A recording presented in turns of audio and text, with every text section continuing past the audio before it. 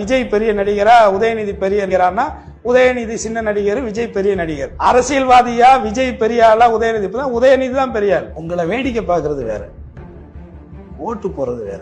வேற ஒரு சின்னத்துக்கு ஓட்டு போட்டு பழகுன ஒருத்தனை அந்த ஓட்டை மாத்தி போட வைக்கிறதெல்லாம் அவ்வளவு ஈஸியான காரியம் கிடையாது. வடிவேல் சார் ஒரு வாட்டி எலெக்ஷனுக்கு கேம்பெயின் போனார். எங்க பார்த்தாலும் பயங்கரமான கூட்டம். ஆனா அது ஃபைனலா ஓட்டா மாறிச்சான்னு பாத்தீங்கன்னா இல்ல. திடீர்னு ஏன் சார் அரசியல் ஆசை வந்துச்சு? நீங்க இவ்வளவு வருஷமா இருந்தீங்கல்ல இண்டஸ்ட்ரியில, இவ்வளவு பிரச்சனைகள் நடந்தது இல்ல? இந்த ஒரு 25 வருஷமா இந்த தமிழ்நாட்டுல என்னென்ன அநியாயம்லாம் நடந்திருக்கு. என்னைக்குமே குரல் கொடுக்காத நீங்கள், எதுக்குமே தலையிடாத நீங்கள், இன்னைக்கு திடீர்னு right the time to rule என்னமோ ஒரு வாசகம், டைம் டு லீட், நேரம் வரும் பொழுது தலைமை ஏற்பேன் ஏதோ சொல்லும் பொழுது அவர் எங்கே தலைமை என்ன பண்ணாரப்பா? இதே கொடநாடுக்கு அம்மா சந்திக்கிறதுக்கு போனார். அவருக்கு அங்க உள்ள கூட அவங்க அவரை சந்திக்க கூட இல்லை. ஏன்னா யாரு கட்சி ஆரம்பிச்சாலும் குடி பிடிக்கிறதுக்கு தமிழன் தயாரா இருப்பான்.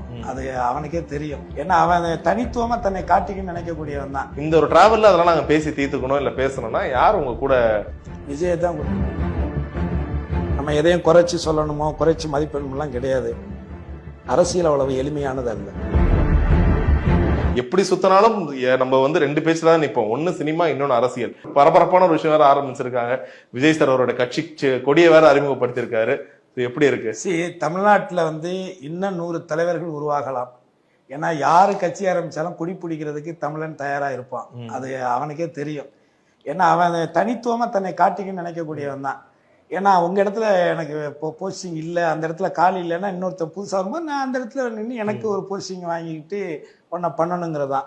பட்டு அரசியலை பொறுத்த வரைக்கும் அது ஒரு சேவை மனப்பான்மையான விஷயம், சர்வீஸ் மோட்டிவேஷன் தான் அது.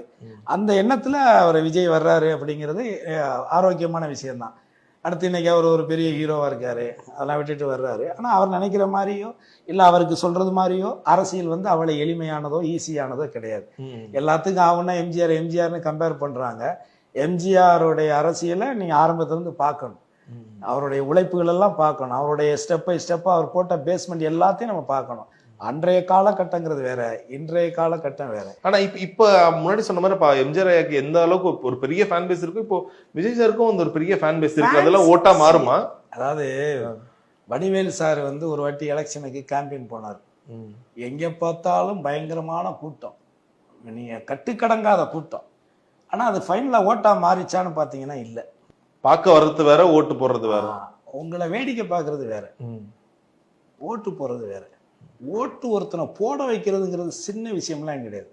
வேற ஒரு சின்னத்துக்கு ஓட்டு போட்டு பழகுன ஒருத்தனை அந்த ஓட்டை மாத்தி போட வைக்கிறதெல்லாம் அவ்வளவு ஈஸியான காரியம் கிடையாது. ஆனா இவர் என்ன சொல்றாரு, இவர் நம்பி இருக்கிறது அடுத்த தலைமுறை யங்ஸ்டர்ஸோட ஓட்டு, அது ஒரு பெரிய பேங்க் அது இருக்குல்ல. இப்ப அண்ணாதுரை கட்சி ஆரம்பிக்கும் போது 48 49 கட்சி ஆரம்பிச்சாரு. ஆனா அவர் சிஎம் ஆகுறதுக்கு 67 ஆச்சு. ஒரு பெரிய பயணம் இருக்குல்ல. அப்ப எத்தனை கூட்டங்கள். இவர் யார எக்ஸாம்பிளா நினைக்கிறா? ஒருவேளை இப்போ தெலுங்குல ஆன மாதிரி ஆயிடலாம். பவன் கல்யாண் எப்படி கொஞ்ச நாள்ல வந்தாரு, பவன் கல்யாண் கூட என்ன ஆயிட்டாரு, இப்போ இன்னொருத்தரை சார்ந்துதானே இருக்காரு. இன்னொன்னு முதல்ல கருத்தியெல்லாம் நீங்க யாருன்னு உங்களுக்கு ஒண்ணு சார், அண்ணாதுரை நீங்க எடுத்துக்கணும் சார். அண்ணாங்கிறவர் மட்டும்தான் சார் ஒரு 4 ஒரு சித்தாந்தத்தை வச்சுக்கிட்டு அதை ஊரு முழுக்க பேசி புரிய வச்சு மாத்தணும். அதனால இன்ன வரைக்கும் அதுல மாறினவன் திரும்பி வேற எங்கேயும் மாற மாட்டேங்கிறான். கருத்தியல் வேணும். உங்களுடைய கான்செப்ட் என்ன, உங்களுடைய கொள்கை என்ன, இதெல்லாம் இருக்கு. இன்னைக்கு ஆல்ரெடி இவ்வளவு கட்சிகள் இருக்கு, ஒவ்வொரு கட்சிக்கும் ஒரு கொள்கை இருக்கு. அப்ப அதுல நீங்க எங்க வேறுபட்டு நிக்கிறீங்க? இதெல்லாம் ஒண்ணு இருக்கு. அதெல்லாம் போக தான் இருக்கும். அவருக்குமே புதுசா பத்தின உள்ள வராரு. இப்ப நான் கட்சியும் ஆரம்பிக்கல, ஒன்னும் ஆரம்பிக்கல. ஆனா நான் இன்னைக்கு கட்சி காரணம் ஆயிட்டேன்னா இல்லையா? நான் ஆரம்பிச்சது ஒரு அறக்கட்டளை தான். 10 பேரை படிக்க வைக்கிற வேலையை தான் நான் பண்ணேன். ஆனா நான் பேசுனது தேவரை பத்தி பேசுனதுனால எனக்கு ஜாதி சாயம் பூசப்பட்டுச்சு, அவ்வளவுதான். இப்ப தீரன் சின்னமலையை பத்தி நீங்க பேசுனீங்கன்னா உங்க மேல ஒரு ஜாதி சாயம் வந்துருது. வாவு சிதம்பரனாரை பத்தி பேசிங்கன்னா அதுக்கு ஒரு ஜாதி சாயம் பூசுறாங்க. தேவரை பத்தி பேசுனா அதுக்கு ஒரு ஜாதி சாயம். அம்பேத்கரை பத்தி பேசுனா அது, இப்படி தலைவர்களையே அந்த வட்டத்துக்குள்ள கொண்டுட்டு போயிட்டோம். அது இன்னைக்கு இந்த சோசியல் மீடியாங்கிறது ரொம்ப இதா இருக்குன்ட்டு இதுல ரொம்ப பண்றதெல்லாம் பாத்தீங்கன்னா இப்படித்தான் இருக்கு. ஒன்னொன்னுக்கும் ஒரு கருத்து சொல்லிட்டு ஒன்னொன்னுக்கும் ஒரு இது அப்படி போயிட்டு இருக்கு. அதனால இது ரொம்ப ஒரு மாதிரியான காலகட்டம். இன்னொன்னு, மக்கள் பணம் பெற்று வாக்களிக்கிற மனநிலைக்கு தள்ளப்பட்டு ரொம்ப ஆக்ரோஷமா இருக்கிறாங்க. ஏன்னா இந்தியாவிலேயே தமிழ்நாட்டுல மட்டும்தான் பக்கத்து தெருவுக்கு காசு கொடுத்தான் ஓட்டுக்கு, என் தெருவுக்கு கொடுக்கலன்னு ரோட்டுக்கு வந்த மக்கள் தமிழ்நாட்டு மக்கள். நீங்க சாதாரணமா நினைச்சிடக்கூடாது. அதனால பெருமையான விஷயம் இல்ல சார், அது ரொம்ப வருத்தமான விஷயம் தானே. அதைத்தான் நான் பெருமையா சொல்றேன், வருத்தத்தை தான் அப்படி சொல்றேன், உங்களுக்கு விரக்தியில சொல்றேன். சரி சரி. அதாவது மத்தவன் சொன்னா கேட்கும் போது எனக்கு எப்படி இருக்கும், மத்த ஊர்காரன் கேட்கறான்ல நம்மள, என்ன இப்படியா அப்படின்னு கேட்கறான்ல. பட் அதனால நம்ம ஒரு இருந்தாலும் நீங்க சொல்ற மாதிரி எல்லாமே அப்படித்தான், எல்லோன்னு எடுத்த உடனே தேர் ஓட்டிட முடியாது.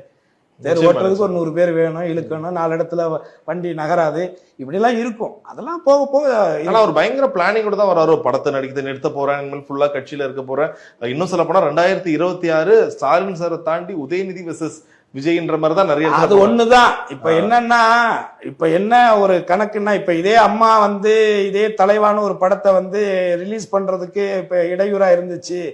Right the time to rule என்னமோ ஒரு வாசகம், டைம் டு லீட், நேரம் வரும் பொழுது தலைமை ஏற்பேன் ஏதோ ஒன்று சொல்லும் பொழுது அவர் எங்கே தலைமை என்ன பண்ணார்? அப்பா இதே கொடநாடுக்கு அம்மா சந்திக்கிறதுக்கு போனார். அவருக்கு அங்க உள்ள கூட அவங்க அவரை சந்திக்க கூட இல்லை. இதெல்லாம் அவர் மனசுக்குள்ள இருக்கலாம். பட் இப்போ அவங்களுடைய நோக்கம் வேறையா இருக்கலாம். இன்னைக்கு என்ன நோக்கமா இருக்கலாம்? ஸ்டாலின் இருக்காரு, ஸ்டாலினுக்கு பிறகு அவர் பையன் வர்றாரு. அப்புறம் பையன் வரும் பொழுது அப்ப நம்ம நேருக்கு நேரா போனோம்னா விஜய் பெரிய நடிகரா, உதயநிதி பெரிய நடிகரானா உதயநிதி சின்ன நடிகர், விஜய் பெரிய நடிகர். அரசியல்வாதியா விஜய் பெரிய ஆளா, உதயநிதி தான் பெரிய ஆள். ஏன்னா அரசியல் பாரம்பரியமாவே அதுக்குள்ளே கடந்து வர்றாங்க. அவங்களுக்கு தான் நெளிவு சூழல் நிறைய தெரியும். அதனால ஈஸியா யாரையும் இடம் போட்டுற கூடாதுன்னு சொல்றேன். சரி, ஒருவேளை நாளை பின்னவே விஜய் சார் சொல்ற அந்த கோட்பாடுகள், அவரோட இதெல்லாம் உங்களுக்கு பிடிச்சிருச்சு, நீங்க சேரத்துக்குலாம் வாய்ப்பு இருக்கு அவரு கூட சேர்ந்து இணைந்து? இதுல நம்ம என்னை பொறுத்த வரைக்கும் ஒவ்வொரு தேர்தலைக்கும் நம்ம ஒவ்வொருத்தருகிட்ட அதெல்லாம் கிடையாது. என்னுடைய பணிகளை பார்த்து தான் அம்மா எனக்கு வாய்ப்பு கொடுத்தாங்க. நான் அந்த 5 வருஷம் அந்த அம்மா உயிரை கொடுத்து உருவாக்குன அந்த ஆட்சி கலைஞ்சிடக்கூடாதுங்கிறத நான் உறுதியா இருந்துட்டு வெளியில வந்தேன். எனக்கு அந்த தலைமை பிடிக்கல, வெளியில வந்தாச்சு.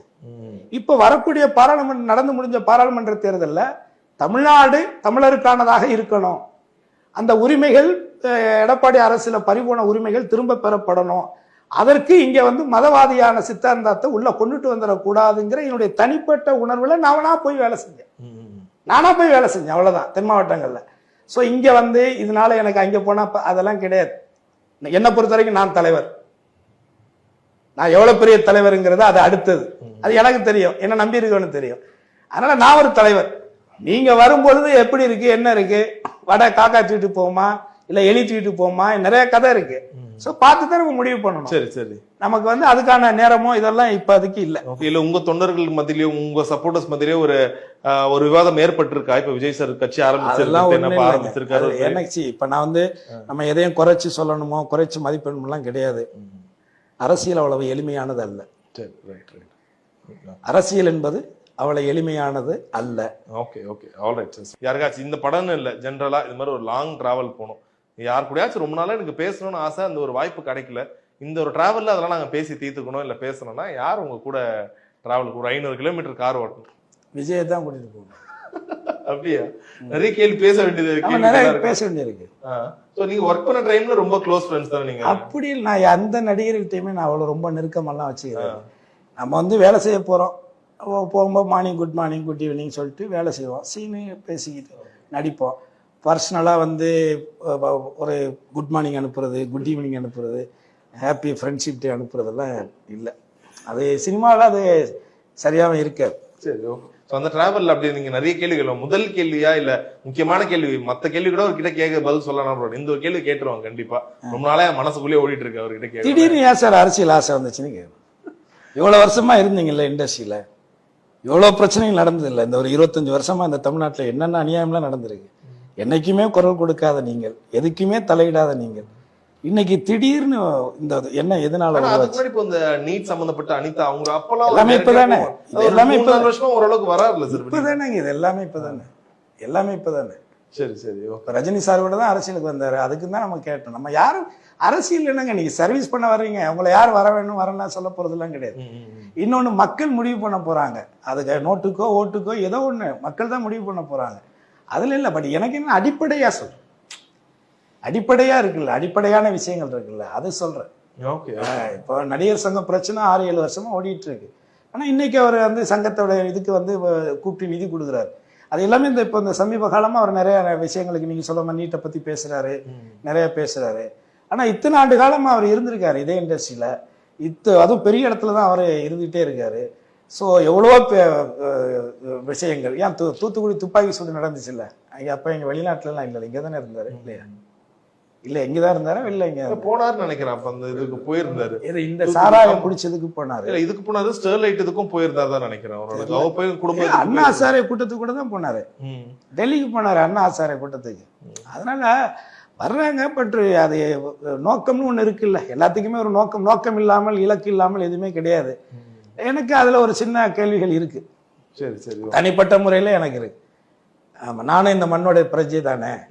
அதனால நமக்கு ஒரு நோக்கம் சரியா இருக்குனாக்க நமக்கு என்ன இருக்கு, வரவேற்கிறது. நாமளே கடந்த முறை ஒரு உள்ளாட்சி தேர்தல் கட்டமைப்பில் அவருடைய நிர்வாகிகள் நிற்கும் பொழுது கூட நான் வாழ்த்து தான் சொன்னேன். இதுல நமக்கு தனிப்பட்ட முறையில என்ன இருக்கு, கொடி அறிமுகப்படுத்திருக்காரு. உங்ககிட்ட வாழ்த்து எதுவுமே கொடியை அறிமுகப்படுத்திருக்காரு. நான் கொடி இப்ப இன்னைக்கு ஃபுல்லா தான் நான் ஏன் கொடி பறக்க விடுறதுக்கே இப்ப சுத்திட்டு இருக்கேன். அதனால கொடியை பார்த்துட்டேன். 2 பக்கம் யானை இருக்கு. அதுக்கு என்னமே தோணல. ஏன்னா ஒரு கொடிங்கிறது வந்து எளிமையா இருக்கணும், மக்கள்கிட்ட ஈஸியா போய் சேரணும். 1. 2வது ரோட்ல செவத்துல வரையும் பொழுது அப்படி கிறுக்குன்னா வந்துடணும் அந்த சின்னம். நீங்க எதை வேணாலும் எடுத்துக்கங்களேன். நீங்க பிரபலமான சின்னங்கள் எல்லாமே இதுல பெருசா இருக்கு, எல்லா ஒர்க்குமே இருக்கு. ஆனாலும் அதுக்கு என்னன்னா ஒரு அர்த்தம் சொல்றேன்னு இருக்காரு. நான் இது இதுக்கு வச்சிருக்கேன், நான் சொல்றேன். என்னுடைய பொதுக்கூட்டத்துல என்னுடைய மாநாட்டுல நான் வந்து என்னுடைய கொள்கை திட்டங்களை அது நல்ல விஷயங்களா நம்ம தமிழ்நாட்டுக்கு அடுத்த தலைமுறைக்கு தேவையான விஷயங்களை அவர் சொல்றாருனாக்க அதுல வரவேற்கிறதுல நமக்கு என்ன இருக்கு, என்ன முரண்பாடு இருக்கு? ஒண்ணுமே இல்லை. சரி சரி, நல்ல விஷயத்த செய்யறதுக்கு யார் வந்தா என்ன சார்? ஸோ இப்போ நீங்க வந்து நிறைய மேடைகள்லயும் சரி எல்லா இடத்துலையும் ரொம்ப வெளிப்படையா எல்லாத்தையுமே பேசிடுறீங்க. இப்போ உங்களுடைய ஒய்ஃப் மனைவி கிரேஸா இருக்கட்டும், மகன் கருணாஸா இருக்கட்டும், எப்பாச்சும் உங்ககிட்ட சொல்லியிருக்காங்களா, அப்பா ரொம்ப இது மாதிரி ரொம்ப ஓப்பனாலாம் பேசாதப்பா, நிறைய பிரச்சனைகள் வரும், யாராச்சும் இப்போ ரீசெண்டா அண்ணன் ஆம்ஸ்ட்ராங் அவருடைய இந்த மரணம், அந்த ஒரு கொலை வந்து நிறைய பேர் உலுக்கி எடுத்துச்சு, நிறைய பேரோட தனிப்பட்ட பாதுகாப்புக்கு ஒரு பெரிய கேள்விக்குறியா இருந்துச்சு. உங்களுக்கு அது மாதிரி பயம் மிரட்டல் ஏதாச்சும் வந்திருக்கா? அதெல்லாம் நான் வந்து இதான் சொல்றேன்ல, 33 வருஷமா நான் செத்துருந்தா 10 வாட்டி செத்துருக்கணும் சென்னையில. ஸோ அதையெல்லாம் கடந்த வாழ்க்கைகள், அதெல்லாம் விட்டுறலாம். வெளிப்படையா பேசுறதுல இப்போ என் மனைவி இருக்காங்க. நான் காசு எனக்கு தேவைப்படுது, எனக்கு நான் ரொம்ப கஷ்டங்கள், நிறைய படம்லாம் எடுத்து நிறைய இடையிலலாம் ரொம்ப லாஸ் ஆன டைங்கள்ல என்ன பண்ணுவாங்கன்னா, இப்போ இவர் தான் ஃபைனான்சியரு, உங்களை மாதிரி ஒரு ஆளை வெட்டி பேசியெல்லாம் சரி பண்ணி என் ஒய்ஃப், அப்பா இங்கே வந்து வாயே திறக்காத, நீ சும்மா வந்து இருந்தால் போதும், இந்த 2 டாக்குமெண்ட்லாம் கையெழுத்து போடு, மற்றெல்லாம் அண்ணன் பேசிக்குவார், 50 ரூபா கேட்டிருக்கேன் வாங்கி நம்ம இதெல்லாம் முடிச்சுட்டு நிம்மதியாக இருப்போம். சரி கிரேஸ்ன்ட்டு போவேன். ஆனால் அங்கே போனதான் வாய் இருக்காத. ஏன்னா இவங்க வேற பில்டப் பண்ணி வச்சிருப்பாங்க. ஊரில் கோயில் கட்டுறாரு, நான் இங்கே சோத்துக்கே சிங்கி அடிச்சிட்டு இருக்கிறேன், இங்கே கோயில் கட்டுறதுக்கு. அப்போ இவங்க வந்து நம்மளை வந்து நடிகராக இருக்கோம், நம்மளை குறைச்சி மதிப்பிட்டுறக்கூடாது, அதனால வந்து ஊரில் கோயில் கட்டுறாரு, அது இவரே சொந்தமாக கட்டுறாரு, அதுக்காக ஒரு 50 லட்சம் தேவைப்படுதுன்னு நான் சொல்லுவான். சேட்டு அதெல்லாம் ஒன்றும் கட்டலை, நான் தான் இதான் மேட்ரு, இதுக்கு தான் கேட்குறேன், நம்பிக்கை இருக்கா கொடு, ஏற்கனவே நான் கொடுத்து வாங்கினவனுக்கு அவனுக்காக 1 ரூபா பாக்கி வச்சிருக்கானான்னு கேளு, விசாரிச்சுட்டு கொடுப்பா அப்படின்னு சொல்லிட்டு இது எப்படி இருக்கும்? ஸோ இதுதான். இதனால இனிமேலாம் நம்ம வந்து நம்ம கேரக்டரை மாற்றி நம்ம அப்படியெல்லாம் ஆகியெல்லாம் ஒன்றும் பெருசாலாம். சரி, இது நம்முடைய குணாதிசயம். நம்ம யாருக்கும் கெடுதல் நினைக்கல, யாரையும் ஏமாத்தலை, யாரையும் சிட்டியும் பண்ணல, எவன் சொத்துலையும் மண்ணளி போடல, எவனுடைய வாய்ப்புகளையும் கெடுக்கலை. ஏன்னா நான் உழைக்கிறேன், எனக்கு ஏதோ குடும்பத்தை பார்த்துக்கிறேன். அதே மாதிரி தான் இந்த படத்துக்காக இவர் உழைச்சிருக்கிறாரு. அவரு கூட எனக்கு நல்ல வாய்ப்பு கொடுத்துருக்காரு, நானும் அதை நேசித்து நம்பி உழைச்சிருக்கிறேன். இவங்களுடைய கதாபாத்திரத்தை பண்ணியிருக்கிறாங்க. ஸோ இப்படி நம்ம செய்கிற தொழிலை நேசித்து நம்ம அதுக்கு சின்சியராக வேலை செஞ்சாலே நமக்கான சொத்துல எவனும் மண்ணள்ளி போட மாட்டான். சூப்பர். அண்ட் உங்களுக்கு எப்படி சார் இருந்துச்சு முதல்ல இவர் வந்து கதை சொல்லும் போது? ஏன்னா இதுல பேனர் முதற்கொண்டு இப்போ எல்லா ட்ரெய்லர் முதற்கொண்டு விமல் அண்ட் கருணாஸ் அவங்களோட பேரை போடும்போது 2 முக்கியமான கதை மாந்தர்கள். இன்ஃபேக்ட் உங்களுடைய கேரக்டர் ட்ரெய்லர்ல பார்க்கும்போது இன்னும் சுவாரஸ்யமா இருக்கு. ரொம்ப ஒரு டிப்ரெஸ்ட் ஒரு வாழ்க்கையில ஏதோ நடந்திருக்குப்பான்ற மாதிரி. ஸோ எவ்வளோ கனெக்ட் ஆச்சு உங்க வாழ்க்கை கூட இந்த சொன்ன கதை? இல்லை இவர் வந்து நம்ம தேனப்பன் சார் வந்து கதை கேட்டுட்டு எனக்கு ஃபோன் பண்ணி ஒரு கதை கேட்டேன், ரொம்ப நல்லா இருக்கு, அதில் ஒரு கேரக்டர் வந்து அந்த கேரக்டர் நீ பண்ணால் ரொம்ப நல்லாயிருக்கும், நீங்கள் கேளுன்னா சரி அனுப்பிவிடுன்னு சொன்னேன். நான் தோட்டத்தில் இருந்தேன், சிவகங்கையில் இருந்தேன். இவர் கிளம்பி சிவகங்கை வந்தார், வந்து கதை சொன்னார். அவர் ரொம்ப எனர்ஜியாக சொன்னார், ரொம்ப எனர்ஜியாக அந்த கதையை சொன்னார். கதையை சொல்லி முடித்த உடனே நான் வந்து ரொம்ப நல்லா இருக்கு தம்பி, இதில் நான் தனிப்பட்ட முறையில் ஒன்றும் எனக்கு நடிக்கணும்னு எனக்கு தேவையில்லை, நீ என்ன இப்போ பேசி எப்படி என்று சொன்னியோ இதை அப்படியே நான் அப்ளை பண்ணாலே புதுசாக இருக்கும், என்னுடைய பர்ஃபார்மன்ஸுக்கு என்ன இது வரைக்கும் யாரும் இப்படி பார்த்துருக்க மாட்டாங்க அப்படின்னு சொன்னேன். அது உடனே என் ஃப்ரெண்டு ஒருத்தர், அவர் சினிமாலாம் ப்ரொடியூஸ் பண்ணுவார், அவருக்கு ஃபோன் பண்ணி சொன்னேன், இது மாதிரி ஒரு நல்ல கதைங்க, அருமையாக இருக்குது, புதுசாக இருக்குது, களம் புதுசாக இருக்குது அப்படின்னு சொல்லி அவர்கிட்ட சொன்னேன். இது மாதிரி ஒரு பாடி இங்கேருந்து எடுத்துக்கிட்டு திருநெல்வேலிக்கு போகிறது தான், அதில் நடுவில் போகணும். அப்போ அவர் வந்து முதல்ல ரொம்ப நல்லா இருக்குன்னு சொல்லிட்டு கொஞ்சம் பட்ஜெட்டு விஷயங்கள் கொஞ்சம் யோசிச்சார். அதுக்கு பிறகு வந்து அவர் வந்து ஒரு 2-3 மாதம் நிறைய கதைகள் கேட்டுட்டு மறுபடியும் எனக்கு அடித்தார்.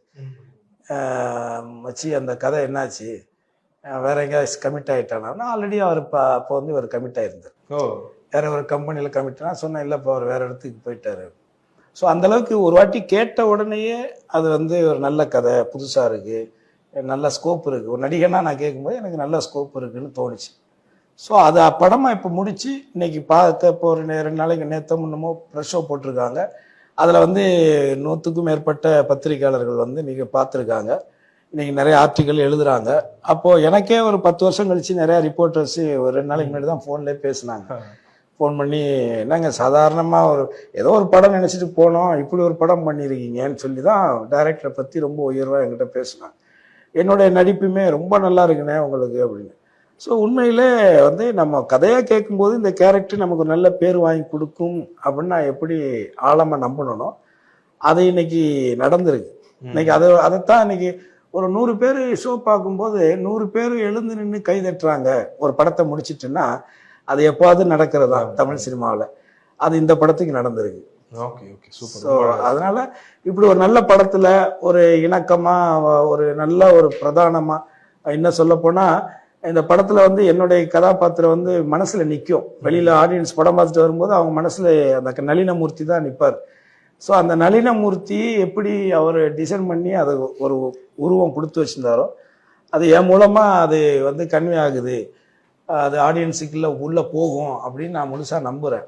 ஸோ உங்களுக்கு எப்படி இருந்துச்சு அந்த ஒரு மொத்த வேஷம் போட்டு இவருக்கு எழுதியிருக்க கதாபாத்திரம்ல?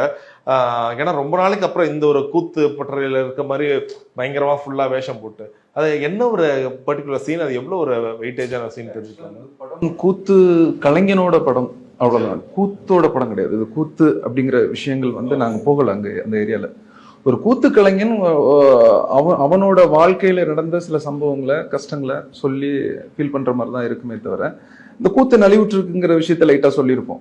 மற்றபடி ஒரு 2 கதாபாத்திரங்களுக்கு நடுவுல நடக்கக்கூடிய இதுவும் ஒரு 2 குடும்பங்களுக்கு நடுவுல நடக்கக்கூடிய பிரச்சனைகளையும் மட்டும்தான் பேசியிருப்போம். அதை எந்த அளவுக்கு எமோஷனலா கடத்த முடியுமோ அப்படி கடத்திருக்கோம். மரியா, உங்களுக்கு சொல்லுங்க, உங்களுக்கு இந்த படத்தோட உங்களோட கேரக்டர் எவ்வளவு முக்கியமான ஒரு கேரக்டரா இருந்துச்சு? ஆனா எல்லாம் சொல்லுவாங்களா, வாழ்க்கையில நம்மளோட எமோஷன்ஸை வந்து ஒரு படத்துல நம்ம கன்வே பண்ணணும், அதை கடத்துற மாதிரி ஒரு கேரக்டர் வேணும்னு சொல்லிட்டு. ஸோ உங்களுக்கு எப்படி அமைஞ்சது இந்த கேரக்டர்? இந்த கேரக்டர் ரொம்ப இப்படி சிம்பிளான இருக்க ஒரு பொண்ணு கேரக்டர். அந்த மாதிரி போருக்கு நான் பண்ணலை அந்த கேரக்டருக்கு, அதனால தான் எனக்கு ரொம்ப பிடிச்சிருக்கு. பட் இந்த படத்தோட ஸ்டோரி ரொம்ப நல்ல ஸ்டோரி, அதனால தான் நான் எடுத்தேன் இந்த சப்ஜெக்ட். ரைட். இப்போ ஸோ இதில் நீங்கள் விமல் சார் பேர் பண்ணுறீங்க. ஓகே. ஸோ அப்படி பார்க்கும்போது நிறைய கான்வர்சேஷன் உங்கள் ட்ரெய்லரை பார்த்த வரைக்கும் ஒரு ஃபோன் கான்வர்சேஷனில் தான் நிறைய போகிற மாதிரி இருந்துச்சு. இப்போ அப்படி பார்க்கும்போது எதிர்க்கிறது யார் பேசுகிறாங்களோ பேசலையோ அந்த ஒரு உங்களுடைய எமோஷன்ஸ் இது எல்லாமே கொடுக்க வேண்டியது இருந்துச்சு. ஸோ அதுக்கு எப்படி ப்ராக்டிஸ் பண்ணிட்டீங்க? ப்ராக்டிஸ்னா முன்னாடியே டைரக்டர் சார் ப்ராக்டிஸ் பண்ணிட்டாரு இந்த கேரக்டருக்காக. ஏன்னா எல்லாரும் seniors, Vimal sir, Karuna sir எல்லாம் இருக்கு. அதுக்கப்புறம் அவரோட விமல் சார் கூட ஆக்ட் பண்ணதுக்கப்புறம் இந்த மாதிரி இருக்கணும், நீ கண்டிப்பா இந்த கேரக்டர் இப்படி பண்ணணுமானே நல்லா ரிஹர்சல்ஸ் பண்றேன். அதனால தான் எனக்கு கொஞ்சம் ஈஸியா இருக்கு. ஸோ நடிகர்களுக்கு மட்டும் எப்பவுமே அவங்களுடைய நிஜ கதாபாத்திரம் லைக் வெளியில எப்படி பேசுறாங்களோ அது ஏதோ ஒரு வகையில் வந்து சினிமா கூட வந்து மக்கள் கனெக்ட் பண்ணிக்கிட்டே இருப்பாங்க. ரொம்ப நாளைக்கு அப்புறம் கருணா சாரை ஓரளவுக்கு கொஞ்சம் காமெடியோட ஷேடோட திரும்ப ஒரு எமோஷனல் ஷேடோட பார்க்கறதுக்கு ரொம்ப சந்தோஷமா இருந்துச்சு. உங்களுக்கு இப்ப எப்படி ஃபீல் ஆகுது? மக்கள் நம்மளை எப்படி ஏத்துப்பாங்க, என்ன மாதிரியான ஒரு கண்ணோட்டத்துல பார்ப்பாங்க? அதெல்லாம் எனக்கு நான் வந்து தம்பி 12 வயசுல மேடையில் ஏறின ஆள். 12 வயசுல ஒரு கிராமத்துல மேடையில் ஏறி என்னுடைய குரல், நான் பாட்டு பாடி இப்படி ஜனங்களை கூட நான் கனெக்ட் ஆனேன். நான் கச்சேரி மட்டுமே ஒரு 1000 கச்சேரி பண்ணியிருப்பேன். நான் சாவுலேயே உட்காந்து பாடியிருக்கிறேன். அதே பெரிய ஸ்டார் ஹோட்டலையும் நான் பாடியிருக்கிறேன். எனக்கு எங்கே பாடுறேங்கிறதெல்லாம் முக்கியம் இல்லை, யாருக்காக பாடுறோம். நான் இதே சென்னையில் ரொம்ப ஃபெமிலியராக சிங்கர் ஆகிறதுக்கு முன்னாடி நான் ஒன்றும் பெரிய கர்நாடக இசையை படித்தவனா வெஸ்டர்ன் படித்தேன், ஓரளவு எனக்கு தெரியும். அதுக்காக மியூசிக்கே தெரியாது நான் சொல்லலை. குரல் ரீதியாக நம்ம சின்ன வயசுலேருந்து இசையை வந்து ப்ராப்பராக கற்றுக்கிட்டு பாடுறவன் இல்லை, நம்ம கேள்வி ஞானத்தில் பாடின ஆள் தான். ஆனால் நான் என்ட்ரி ஆகும் பொழுது என்ன பண்ணேன்னா, என்னுடைய சொந்த பாடல் பாடி தான் நான் ஃபேமஸ் ஆனேன். நான் சினிமா பாட்டை எல்லாரும் மாதிரி நானும் சினிமா பாடியிருந்தேன்னா நானும் இன்னும் 10ஓட 11 காணாம போயிருப்பேன். அதனால எதுக்காக இதை சொல்றேன்னா, நான் சொல்றது ஒரு 25 வருஷத்துக்கு முன்னாடியே எனக்கு வெளிநாடு சிங்கப்பூர் மலேசியா மாதிரி நாடுகள்ல அந்த கிளப்ல பப்புல எல்லாம் பாடுறதுக்கு எனக்கு வந்து வாய்ப்பு கிடைக்கும் பொழுது, நான் வந்து ஒரு கோயில்ல மாரியாத்தா கோயில்ல கூழு காய்ச்சி ஊத்துற இடத்துல வேணா நின்று பாடுவேன். அங்க போய் அவங்க முன்னாடி எல்லாம் நின்றுலாம் பாடிட்டா அதே எதனால அந்த டைம்ல ஒரு பெரிய காசு அது எல்லாமே பட் ஆனா யாருக்காக பாடுறோம்? நான் உட்காந்து சரக்கு அடிச்சிட்டு இருப்போம் 10 பேரு, அப்படி சரக்கு போட்டுக்கிட்டே அதை பாட சொல்லுப்பா, ஏய் இதை பாட சொல்லுப்பான்னா அதுக்கு அங்க என்ன மரியாதை இருக்கு? காசு கிடைக்கும். ஆனா இங்க அப்படி கிடையாது. மழை தூரிக்கிட்டு இருக்கும், தரையில உட்கார்ந்து இருப்பான், சேரு அவன் பேண்ட் சட்டையோட தரையில உட்கார்ந்து இருப்பான். யாரு ரசிகர்? நம்ம யாருக்காக பாடுறோம்னு ஒண்ணு இருக்குல்ல. உங்களுக்கு எப்படி இருக்கு இந்த ஒரு சினிமா பயணத்துல? நீங்களும் தொடர்ந்து திண்டுக்கல் சாரதியா இருக்கட்டும், அம்பா சம்பரம், நீங்க ஹீரோவா பண்ணீங்க. அந்த படத்துல காதல் இருக்கு, காமெடி இருக்கு, எமோஷன் எல்லாமே கலந்து இருக்கு. ஒரு கட்டத்துல அப்படியே ஸ்டாப் பண்ணீங்களா? அது காரணம் என்ன? ஸ்டாப் பண்றதெல்லாம் இங்க ஒண்ணும் இல்ல. நீங்க ஒண்ணு புரிஞ்சுக்கணும், மற்ற நடிகர்களுக்கு எனக்கு நிறைய வித்தியாசம் இருக்கு. என்னன்னா, எனக்கிட்ட வந்து எந்த ஒளி மரம் இருக்காது ஒண்ணு. ரெண்டாவது வந்து திண்டுக்கல் சாரதி வந்து அந்த கதைக்கு எனக்கு சன் டிவில கொடுத்த ஹீரோயின் வந்து சிம்ரன். 2010 திண்டுக்கல் சாரதி நான் எடுக்கும் பொழுது அதுக்கு நான் கதையின் ஹீரோவா நடிக்கும் போது அதுக்கு ஹீரோயின் வந்து சிம்ரன். சிம்ரனை வேண்டானே வேணா சொல்லுவானா? அதுவும் என்ன மாதிரி இருக்கிற ஒருத்தன் வந்து சொல்ல முடியுமா? சொல்லுவாங்களா யாராவது? அவங்கள போட்டா படம் பெரிய கிளாமர் கிடைக்கும் ஒரு இது. ஏன்னா எஸ்.ஏ. சூர்யா சார் முதல் ஹீரோவா நடிக்கும் போது நியூ படத்துக்கு சிம்ரன் மேடத்தை தானே போட்டாங்க. ஓகே, ஸோ அப்படி எனக்கு கம்பெனில இருந்து கொடுக்கும்போது கூட நான் என்ன சொல்றேன், சாரி சார் அது சரியா வராது. எனக்கு ரொம்ப ஆவரேஜா இருக்கிற ஒரு பொண்ணு என்னோட கொஞ்சம் கலரா நல்ல சகப்பா அழகா இருந்தாலே போதும், எனக்கு அவளே ஓடி போயிடுவாங்கிறது என் பிரச்சனை. சிம்ரன்னா 100% ஓடிடுவான்னு எல்லாருக்கும் தோணும். அதனால ஒரு கதையை ஒரு கேரக்டர் தான் நம்ம பார்க்கணும். அப்போ அது மாதிரியான கதைகள் எனக்கு வரல. ஓகே ஓகே, அந்த மாதிரியான கதைகள் வரல.